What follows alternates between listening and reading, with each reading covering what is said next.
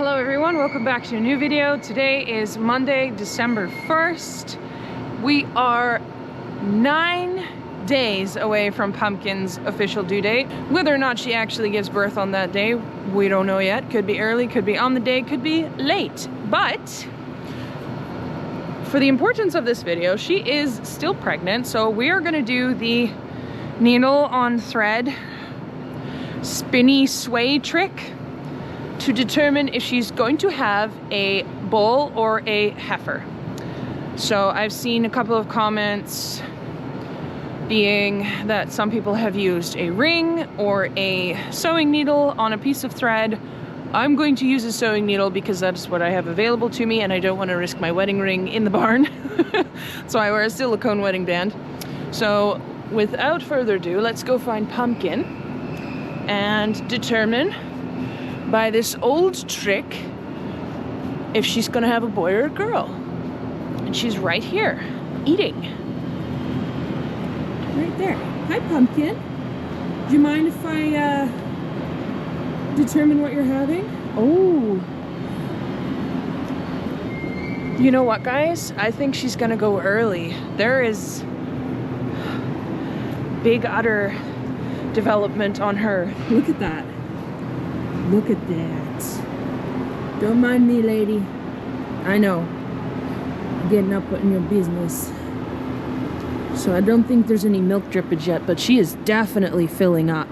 Oh my goodness. Are you gonna have your baby soon? I think she's gonna go early, guys. So it's a good thing we're doing this today. Okay, so I am showing you guys that I am untangling this string on camera and I'm just gonna do one take because I don't want to sway the results either way. So that's it. I don't know if you can see it, and apparently you hold it and then if it does a circle it's a girl, and if it goes side to side it's a boy. So let's see if she cooperates.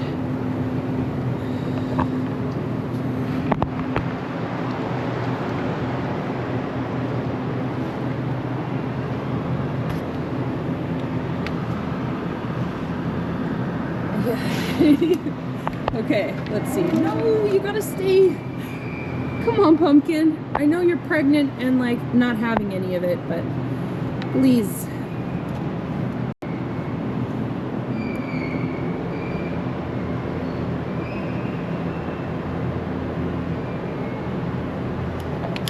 I don't know if you guys can see that.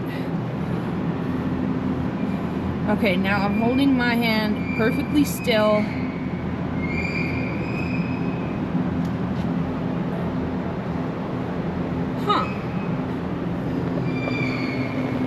So to me that looked like it went side to side, and I was doing my absolute best not to make any sort of an influence on it. So apparently that means it's a boy. Let's try and do this from her left side.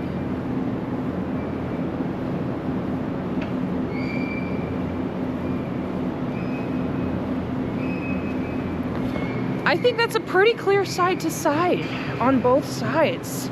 And with the way she's filling up, I would agree with the experiment that she's probably gonna have a bull calf. So let me know what you guys think you saw and what your predictions are. This is my official prediction. 100% I think she's gonna have a bull calf. I will be very surprised if I am wrong. I just cannot get over that udder. Like, she has really, like, that is filling up very quickly. And I know you can kind of tell with goats as well, if it's like a super big udder. She's never had an udder like fill up like this before. So I'm very curious to see what she has.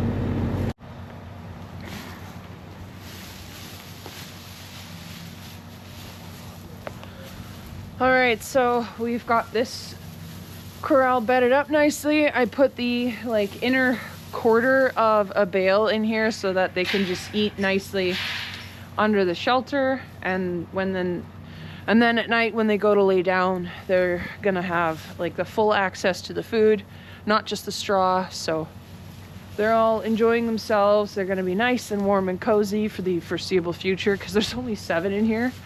These are the young bucks that I have, and they have a lot of space to burrow and get warm in here, so that's really nice for them.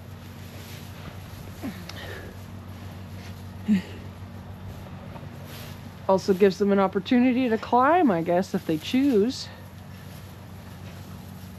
But these guys are looking happy and healthy. They've got really thick hair, so I'm really excited to see what these guys do next year when they're full grown, because these are all going to be replacement bucks for putting with some smaller groups of does, hopefully. So I know there's a lot of discourse online, yet again, there is for almost anything, but especially when it comes to horses in the winter and whether or not you should be bedding them up, because lots of people believe that horses only sleep standing up, and that is a very common misconception, unfortunately, and I feel like people don't do their due diligence when it comes to horses sometimes, but they do lay down to sleep, so they do need some bedding. And so I have some really nice clean barley straw. Lots of people think that you shouldn't be giving them the option to lay in barley straw because of digestion problems, but I promise that if you have adequate feed for your horses, they are never going to pick straw over the feed that you have.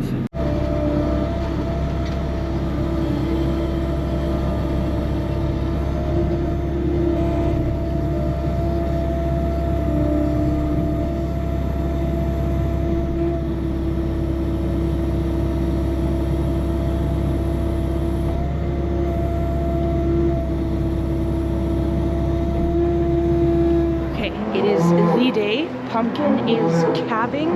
She's technically 8 days early. And there's 1 foot you can see right now.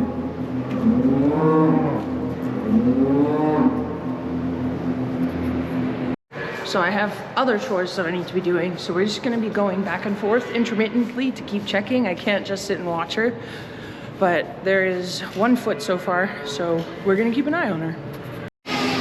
Oh gosh.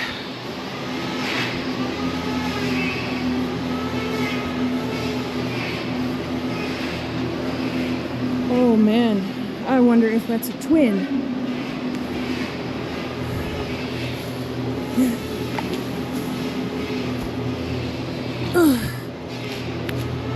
That would make sense why she's so early. And it's a boy.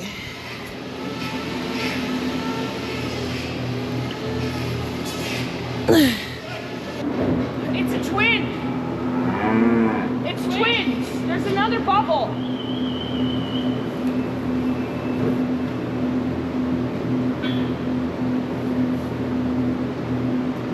This is a boy.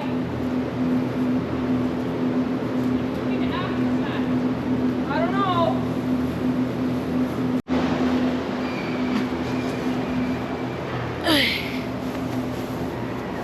Come on.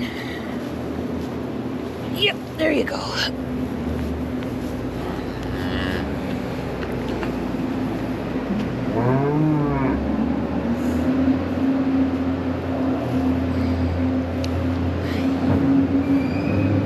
All right, so it has been a hectic couple of days, so I'm coming at you 2 days later to show you Pumpkin's babies. So this is Parker. This is the bull calf that was born right away. He's super cute, super sweet. And so she had to go overkill, Miss Pumpkin, and she had to go all out with making a baby, and she decided that she would also make a little heifer calf. So this is Pippa. So we have Pippa and Parker. And so she had a bull heifer twin, unfortunately, because if it would have been just a bull calf, we would have tried to register him, you know, and maybe keep him for a breeding bull. But she had this cutie little heifer calf as well, so the twin bull kind of isn't really a desirable breeding bull because of that. So Pippa, I am doing something with that I've never done before for any twin, and I am testing her to see if she is in fact a free martin or not. So Pumpkin, this girl is so sweet. I am crossing my fingers so hard that she's not a free martin.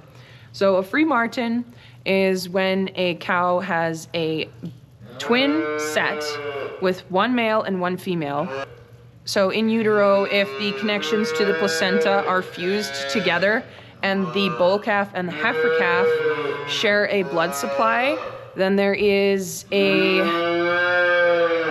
85 to 90% chance that these heifers in the twin pairing with a bull are rendered infertile. So I decided that it was worth trying to see if Pippa here is a free martin or not. So I decided to take it upon myself to test her for free martinism because she's out of my all-time favorite cow, Pumpkin, and it's just worth it to me to check if this calf can be bred or not in the future. And she's a beautiful little heifer, so I'm really hoping, because she is so unbelievably sweet. She's a copy and paste of her mother's personality and her face. So I'm really hoping that this girl ends up not being a free martin, because it would be a big shame if she couldn't continue on in the herd.